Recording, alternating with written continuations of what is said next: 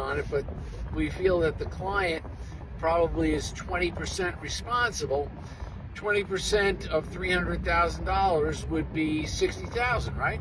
So you have to sort of subtract the $60,000 from the $300,000, and then you come down to $240,000. You see how that works? So there are a lot of factors that go into this, but when I say negotiate, start from a high point, you always want to start from a much higher point than you want to end up. However, you don't want to start at a point that would make it so that the other side will not even negotiate. But on the upside of that, if you start very high and the other side says, my insurance company says they won't even make an offer on that kind of a high number, well, then you say to them, well, what are they looking to make? When will they start to make an offer? When we come down to what number? Now, that's a bit of a trick. You don't necessarily want to fall for it, because oftentimes, like in this example I'm giving you with the double surgery, they'll probably say, oh, well, we're not going to make an offer on $600,000. Well, what would you make an offer? And I would say that the window of the demand, I would take that down to would be 500. I would never go below 500 on a case like that where I'm hoping to get 300. But if it stops them from making an offer, then you just say, okay, well, thank you, nice talking to you. Or you say, all right, I'll demand 500. But, that means that through the course of the negotiation, you're not necessarily going to take a jump down in the kind of level that you would have if you stayed at 600, right?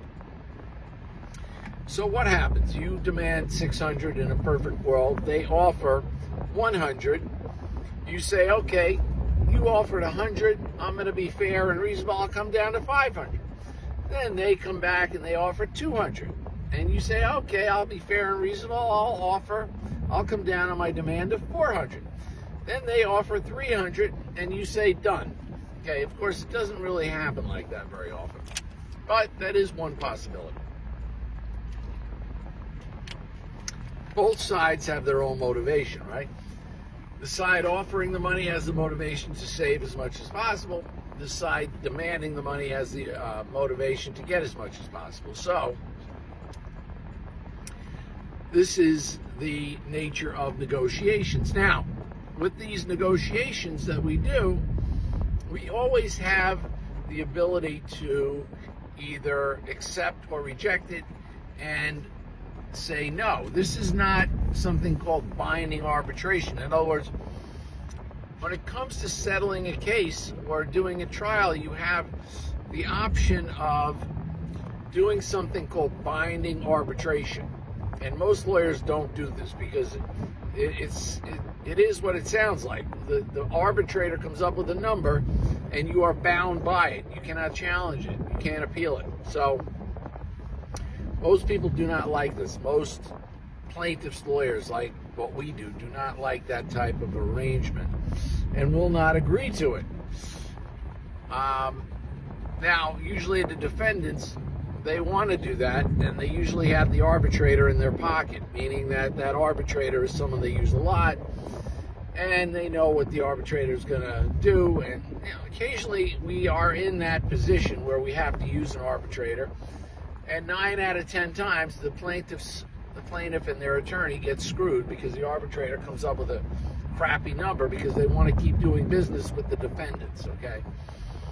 So that's one option. The other option is a mediator. Now, sometimes the judges themselves mediate, and then sometimes we have to pay an outside company to mediate. The beauty of a mediation is that you don't have to do what the mediator says. The mediators usually basically go back and forth between the different parties, and they act like intermediaries, and they, just like the name mediator says, they kind of let you know what the other side is looking to do. They tell the other side what you're looking to do, and you kind of meet in the middle. And kind of in my mind, it's something that I think we could do on our own without a mediator oftentimes, but for whatever reason, the mediators do help you out, and they are able to work out a settlement oftentimes. We have to pay them, sometimes a lot of money. Usually it's around $1,500 per person, per party, which comes out of the client's share of the settlement. But, you know, it can be a necessary evil, and it can save a lot of time and money on trials. So, but if we don't like what the mediator says, we can just say no thank you, but we still have to pay them the money.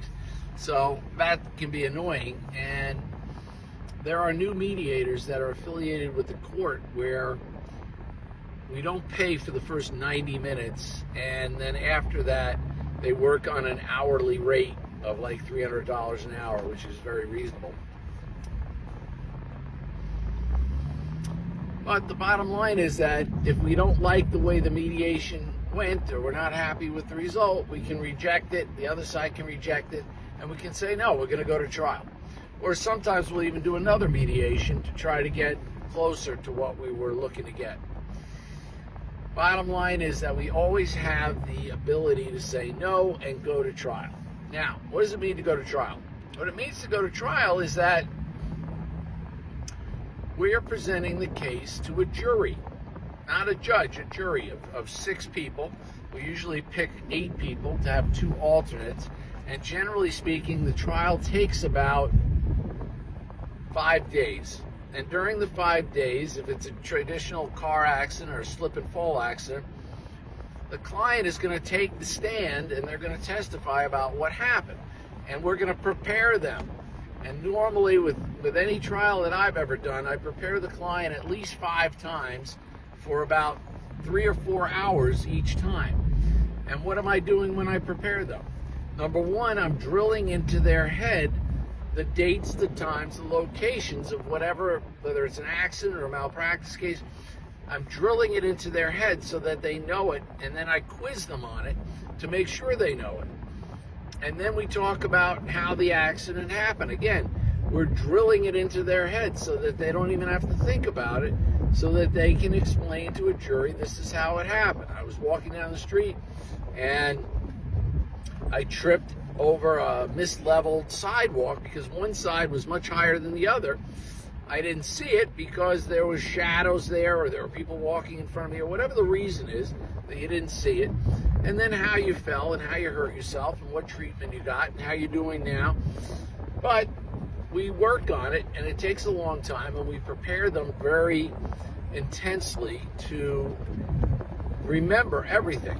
Now, we also prepare them for cross-examination, and that's where the other side gets to ask them in a very leading way what happened. For example, when you were walking down the street, you were staring at your phone. No, I wasn't. You were looking up at the sky. No, I wasn't. You were not paying attention to where you were walking. No, I wasn't. I was looking right ahead, straight ahead and down. If you were walking straight ahead and down like you claim, how did you trip over this misleveled sidewalk? Well, like I said, when my lawyer asked me, because there was shadows all over the place, the misleveled sidewalk blended in with the other part of the sidewalk. And by the way, there were some other people walking right in front of me, blocking my view of where I was stepping. So, this is just a small example. We prepare them for the cross-examination. We prepare them to understand or to explain what their injuries are. And so it's intense. And then during the trial, I will be doing the cross-examination of the other side, the defendant. Maybe it's the property owner. Maybe it's the doctor that committed the malpractice. In any event, at the end of the day, we ask a jury to come back with fair and just compensation for what our client went through. Now, the jury can agree with us and give us exactly what we ask for. That's one possibility. The other possibility is that the jury